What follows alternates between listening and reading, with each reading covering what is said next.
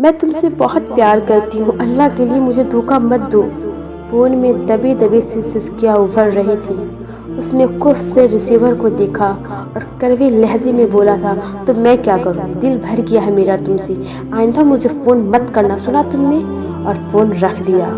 3 دن بعد اسے اس کی موت کی خبر ملی، جسے اس نے ایک کان سے سن کر دوسرے کان سے اڑا دیا۔ اور اگلے دن ایک خط ملا، سادہ کاغذ پر صرف ایک لائن لکھا تھا، میں جا رہی ہوں، لیکن میں چاہتی ہوں تم مکافات عمل کو سہو۔ جانے کیوں اس نے وہ کاغذ سنبھال لیا تھا۔ 25 سال بعد اپنی بے حد لاڈلی اور خوبصورت 21 سالہ بیٹی کے کمرے کے سامنے سے گزرتے ایک آواز سنائی دی، میں تم سے بہت محبت کرتی ہوں، اللہ کے لیے دھوکہ مت دو مجھے۔ آگے سے جانے کیا کہا گیا تھا، اس کی بیٹی پھوٹ پھوٹ کر رو دی تھی۔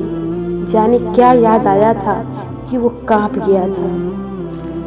اگلے 3 دن اس نے آفس سے چھٹی لی اور اپنے گھر میں قید ہو کر اپنی راز دلاری بیٹی کے ساتھ گزارا۔ بے ظاہر ہنستی مسکراتی اس کی جان کا ٹکڑا، اور کتنی بار رو پڑا تھا۔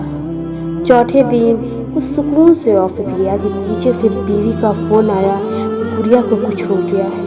بھاگا بھاگا گھر آیا، سامنے بیٹی کی نیلی لاش تھی۔ بیٹی کے لاش کے پاس بیٹھ کر وہ چیخ چیخ کر رو رہا تھا۔ پھر اسے وہ کاغذ پہ لکھی بات یاد آئی کہ میں جا رہی ہوں، لیکن میں چاہتی ہوں تم مکافات عمل کو سہو۔ پیارے دوستو، یہ بات آپ ہمیشہ زندگی بھر یاد رکھیے گا، کسی کو دھوکہ نہ دینا۔